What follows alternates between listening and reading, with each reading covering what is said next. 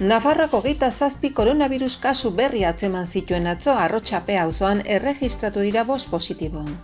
Nafarroako ordutegiak zabaldu ditu, ostalaritzan eta gaueko aisialdian edukieran ditu du, garraioan eta piperoak ireki ditu berriro. Nafarroko gobernuak gida bat argitaratu du pazientei arreta elebiduna emateko. Nafarroak industrializazio eta robotika zentro nazionala izango du. Hezkuntza departamentoak aprobetxatu zure esperientzia kanpaina aurkeztu du lanbide gaitasunak egiaztatzeko. Suhiltzaileen erreskate teknikoko taldea jarraibideak ematen ditu mendian istripuri gertatuz gero jarduteko. Iruñeko udalak urteko azken hiruhilekoan partaidezako arloko prestakuntza Debaldezko 18 ikastaro eskainiko ditu, elkartei eta herritar guztiei oro har zuzenduta. Parti gaua bueltan da Nafarroko gobernuaren antzerki proposamena erabaki publikoetan gazten parte hartzea bultzatzeko. Emausko trapuketariek harresiaren portalez zarrak irekitzen zituzten 2 giltza berreskuratu dituzte Iruñarako. Nafarroko organorako musika zikloak 10 herri zeharkatuko ditu 10 kontzertu eta 3 hitzaldirekin.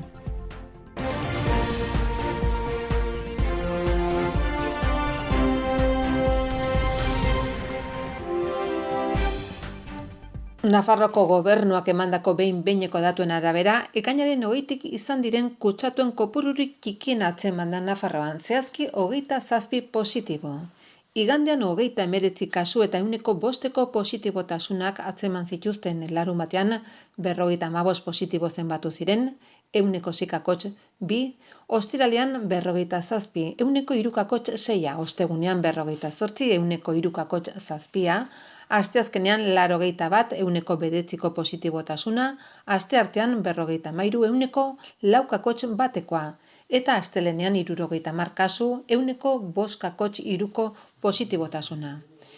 Iruñeko Arrotxape auzoa izan da kaltetuena azken ordutan, 5 positibo berri atzeman dira. Betelu eta Fitero ageri dira zerrendan ondoren 3 kasurekin. Koronavirusaren datuak onera egiten dutela, nabarmenduz orain indarrean dauden mugak leuntzeko asmoa iragarri du gobernuak. Nafarroko Justizia Auzitegi Nagusiak eskaera onartuz gero neurri berriak ostiral honetan indarrean sartuko ziran. Aldaketeko ostalaritzari eta gaueko aisialdiari eraginen diote zuzenean, ostatuen itxiera ordubete atzeratuko dute 2 arte. Lizentzia berexia dituzten lokalak 3 arte ireki ahalko dituzte eta diskotekek eta dantzalekoak 4 arte. Onartuz gero lege berria irailaren 17an sartuko da indarrean eta irailaren 30 arte iraunen du. Ostalaritzaren eta gaueko aisialdiaren ordutegiak zabalduko ditu eta garraio publikoen baimendua den edukiera ere 175%ra handituko da, beti ere aireztatze egokia bermatuz gero. Azkenik, gazten lokalak irekitzeko aukera ere emanen du baldin eta lokalaren arduradunek agiri bat helarazten badiote Osasun departamentuari eta tokian tokiko udalari erabilpen egokia eginen dela adierazi. Osasun bidean Nafarroko osasun zerbitzuak euskara bidea Euskararen Nafar Institutuarekin lankidetzan eta bere hizkuntza planaren esparruan Nafarroko herritarrei euskarazko zein gaztelaniazko arreta hobetu ahal izateko gida orientagarri bat eman die lehen mailako arretako langilei. Pazienten harrera euskaraz lehen mailako arretako gida liburua Nafarroko gobernuak argitaratu du eta euskarazko esamoldeak eta oinarrizko hiztegiare jasotzen ditu. Ez da hortaz beharrezko hizkuntza aldez aurretik jakitea. Era berean gidak osasun zentroetan gertatzen diren ohiko elkarrizketak jasotzen ditu, bai aurrez aurre, bai telefonoz, baita medikuntza eta osasun kontzeptuen hiztegi terminologikoa oso bat ere. Nafarroak eraikuntzaren industrializaziorako eta robotikarako zentro nazional bat izango du, sektore horretan aurrekaririk ez duen prestakuntza eta ikerketa instalazio bat, arlo horretan Europako erreferente izan nahi duena. Horrela jakinarazi du Nafarroko lehendakaria Txibitek eta Garraio Mugikortasun eta Hiri Agendako ministroa den Raquel Sánchezek Nafarroko jauregian biek egin duten bilera instituzionalean. Zentro berritzailea lurraldearen antolamendu etxebizitza paisaia eta proiektu estrategikoen departamentua bultzatu du eta horren helburua da profesionalak trebatzea eta eraikuntza industrializatua ikertzea. Eraikuntza modularrean faktore teknologikoak digitalak eta robotizazio arlokoak sartuta. Abian jartzeko lankidetza hitzarmena sinatuko dute Laster Foru Gobernuak eta ministerioak eta parte hartze paritarioa izatea aurreikusten da elkarren arteko kudeaketan eta finantzaketan, Next Generation funtsen eskutik. Zentro abian jartzeko eta kudeatzeko Foru Gobernuaren eta zentralaren arteko gobernantza beste eremu batzutara zabalduko da ondoren. Txibite lehendakariak nabarmendu duen moduan. Gainera, unibertsitate zentroekin edo Europako zentroekin, sektoreko enpresekin eta erakunde profesionalekin lan egiteko prest agertu da. Zentroak lanbide heziketako lerro akademikoa izango du arkitekturan, ingenieritzetan eta digitalizazioan eta beste bat ikerketa proiektuen arlokoa enpresekin elkarlanean. Helburua da sektorearen eredu ekonomikoa eta produktiboa eraldatzea erraistea, eraikuntzaren kalitatea, kostuen doikuntza eta eraikuntza iraunkorra areagotzen laguntzarekin batera. Nafarroko Gobernuko Hezkuntza Departamentuak lanbide gaitasunak egiaztatzeko kanpaina aurkeztu du esperientzia profesionala duten baina titulurik ez duten pertsona guztiei beren esperientzia ofizialki aitortu ahal izateko. Lanbide gaitasuna egiaztatzeko prozedura abian jarri da dokumentu ofizial hori ez duten pertsonei gaitasun hori lortzeko bidea eman diezaieten. Prozesuak ez du aldez aurretiko prestakuntzarik eskatzen, ez dago ikasi beharrik edota azterketa tradizionalik gainditu beharrik. Interesatuak bere esperientzia profesionalaren edo beste ikaskuntza bide batzuen bitartez ikasitakoa erakutsi besterik ez du egin behar. Hezkuntza kontseilaria den Carlos Jimenok gogorarazi du hezkuntza eta lanbide heziketako eta lan eta gizarte ekonomiako ministerioaren eskuduntza berrien ondorioz, Nafarroko enplegu zerbitzuak Nafarlan sareak eta hezkuntza departamentuak eskumenak aldatzea adostu zutela eta eskumen horien artean dago gaitasun profesionala egiaztatzeko prozedurak hezkuntza departamentuak soilik kudeatzea. Aurkeztu duten aprobetxatu zure esperientzia, aprobetxatu esperientzia etapen kanpainaren helburua da prozedura honen berri ematea ahalik eta langile kopuru handienari eta haiek jabetzea ez dagoela ikasi beharrik edo azterketa bat prestatu beharrik, haien lan eremu bereko pertsonen aurrean bere gaitasun profesionala erakustea baizik. Eta beste ezeren gainetik prozesua honek irekitzen dizkieten aukera guztiak ikus ditzatela. Enplegagarritasuna eta kualifikazioa hobetzeko, lan egonkortasuna areagotzeko, lan merkatuan mugikortasuna eta lanbide aurrerapena erraisteko eta etengabeko prestakuntza ziurtatua eskuratzeko. Jimenok azpimarratu du prozedura hau Europako eta Estatuko gidalerroetan jasotako helburu estrategikoa dela. Hazkunde ekonomiko eta sozialerako eta enplegagarritasunerako lanbide heziketa modernizatzeko Espainiako gobernuak bultzaturiko planean gaitasun profesionala egiaztatzeko prozedura jasotzen da lehentasunezko jarduera bat bezala. Hori dela eta foru exekutiboak jardunean ari diren langile gehienak hartatu nahi ditu. Haien gaitasun profesionala aitortze aldera, beti ere bermatu izena ematen dutenak prozeduraren erdigunea direla eta errespeturik handiena zor zaiela haiekin egiten diren jarduerei dagokionez. Nafarroko Gobernuak barne zuzendaritza nagusiaren bidez bigarren urtez segidan triptiko bat banatu du foru komunitateko aterpetxe, babesleku eta interpretazio zentro guztietan herritarrei mendian istripuren bat izanez gero nola jokatu behar duten jakinarazteko.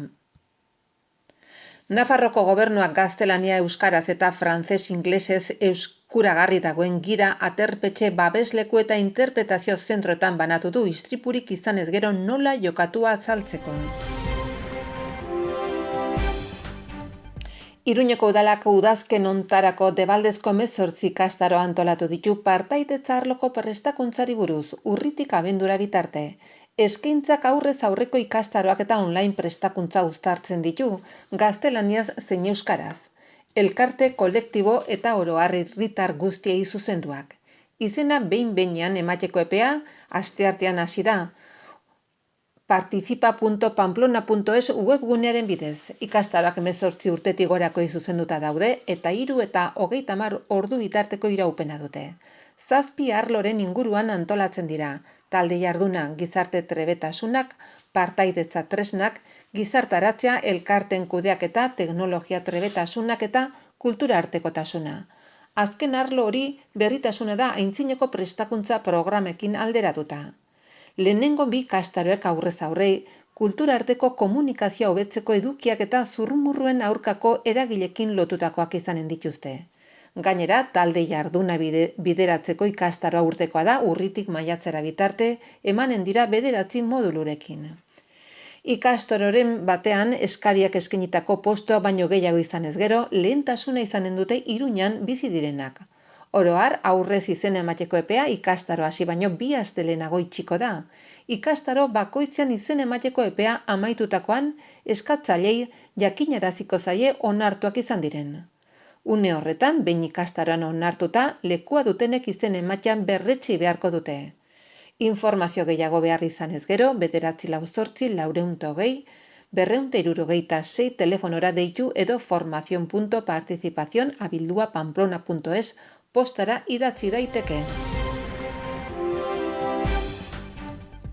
Gazte talde batek bere udalaren proposamen bat jaso du. Udalerriko erabilera anitzeko zentroaren instalazioak eta jarduera programa nolakoak izango diren zehaztea. Gauza bakarra egin behar dute, ados jarri. Horrelako egoeratan sortzen diren zalantzak eta desadostasunak parti gauak proposatzen duen prozesu demokratikoaren eta joko dramatikoaren parte dira. Antzeslan hori Nafarroko gobernuak bultzatu du gazteek gai publikoetan parte har dezaten eta ikasturte hasierarekin batera kultura etxeetan, ikastetxeetan eta eskatzen duten erakundetan antzestuko dute.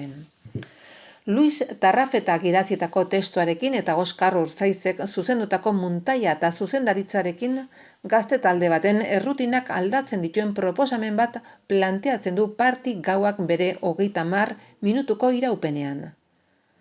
Saiatzen gara ala hobeda pasatzea. Zerbaiterako balioko aldu aleginak. Adarra jotzen ari zaizkigu. Ados jarriko algara inbeste jende desberdinekin bakoitza bere mugidekin, dio antzeslanaren egitarauak eta parte hartzen duten gazten artean, gai publikoetan parte hartzeari eta eragiten dioten gaiei buruzko erabakiak hartzeari buruzko ondorengo eztabaida bat sortzeko gonbita egiten du.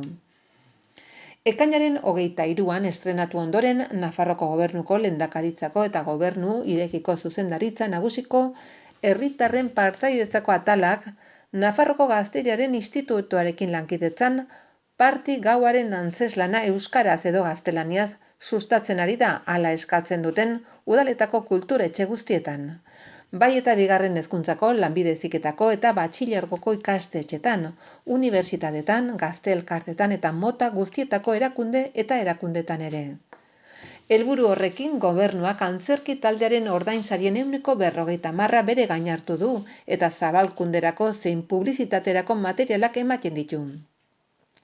Funtzioa hartu eta ondorengo eztabaida sortu nahi duen erakundeak edo administrazioak espazio egoki bat aurreikusi beharko du antzeslanerako eta mezu elektroniko bat bidali beharko du participacionciudadana@navarra.es helbidera sor daitezken zalantzei erantzuteko.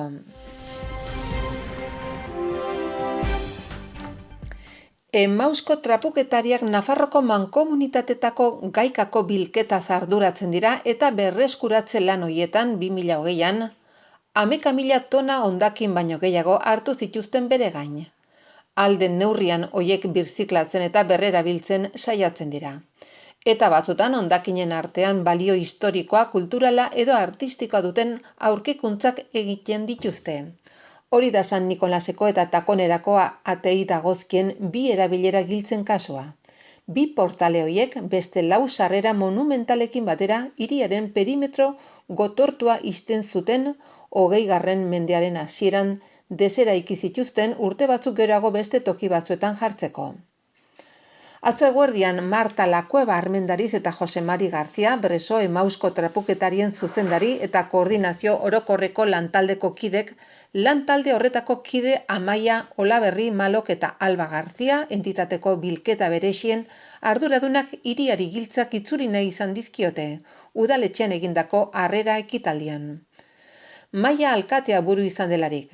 Udalbatzako beste kide batzuek parte hartu dute ekitaldian eta Felix Segura, Nafarroko Errege Artxibo Nagusiko zuzendaria eta Susana Irigarai, Nafarroko Gobernuko Museoetako Zerbitzuko zuzendari ere izan dira bertan. Nafarroko Emausko trapuketarien talde batek aurkitu zituen giltzak etxe batean egindako bilketa batean, eta hondakinak banatzerakoan hor zeudela atzeman zuten. Bata San Nikolasekoa ireki zuen portalaren izena grabatua zuen brontzezko giltzatako batilotuta dago. Bestea egur eta sokazko giltzatako batean sartuta dago eta takonerako portale zarrarekin lotzen duen leyenda bat dauka paper batean itsasita. Trapuketariak Nafarroko Errege Artxibo Nagusiko eta Nafarroko Museo Etnografikoko zuzendariekin harremanetan jarri ziren eta hasierako azterketaren ondoren, Iruñerako balio handiko 2 pieza bakar eta original zirela egiaztatu zuten. Garrantzia ikusita aurkikuntzaren berri eman zioten Iruñeko udalari giltzak eskuratu zitzan zaindu eta konserbatzeko. Iruñeko udalak ekitaldi honen bidez Emausko trapuketariek egunero hondakina biltzen egiten duten lan goraipagarriari balio emana izan dio, bai eta ingurumena babesteko egiten duten kontzientziazio lanari ere, altzari eta ondasunen berrerabilpenaren aldea apustu eginez, eta kasu honetan bezala baita gure ondarea konserbatzeko egiten duten lanari ere. Nafarroko organorako musika zikloak bere 37. edizioa ospatuko du Bianako Printzia Erakundea kultur zuzendaritza nagusiak antolatua. Foru erkidegoko 10 kokagune bisitatuz eta 10 kontzertu eta 3 hitzaldi eskainiz. Saioa heldu den ostiralean irailak 17an hasiko da Mainerun Raúl del Tororen saio batekin eta Iruñan bukatuko da urriaren 29an ostiralean Juan Mari Pedrerok San Nikolas elizan eskainiko duen emanaldiarekin. Zikloaren programazioaren aurkezpenean Ignacio Apeztegia Bianako Printzia Erakundea, kultura zuzendari nagusiak Jose Luis Etxetxipia programaren zuzendari artistikoak eta Marisol Martínez programa artistikoen eta zabalkuntzaren saileko buruak parte hartu dute. Ignacio Apeztegiak ekitaldian adierazi zuenez, organo zikloak evoluzionatu egiten du, lurraldean duen presentzia zabalduz, publiko berrietara irekiz eta kalitate goreneko programa bat bilatuz, promesa gaztekin sendotutako organistak bilduko dituena. Jose Luis Etxetxipiak aurtengo musika programazioa interprete handiak entzuteko aukera gisa deskribatu du, izen landua dutenak edo beren ibilbidearen hasieran daudenak, bai eta gure konserbatorietako organo ikasketetan bidea irekitzen ari diren ikasleak ere. Jaialdiaren zuzendaritza artistikoak kulturaren eta organoren munduko elkarte erakunde eta partikularrekin duen harreman estua ere azpimarratu nahi izan du. Harreman hori urtero islatzen da zikloak aurkezten dituen programazioetan eta ziklori dimentsio garrantzitsu emateko modu bada. Nafarroan gaur egun garatzen den kulturaren isla eta eragile aktibo gisa. Sarrera librea da zikloko proposamen guztietarako edukiera bete arte eta ordu bete lehenagotik sartu ahal izango da. Musukoa erabiltzea nahita nahiezkoa da eta kontzertuak egiteko unean indarrean dauden osasun protokoloi jarraituko zaie.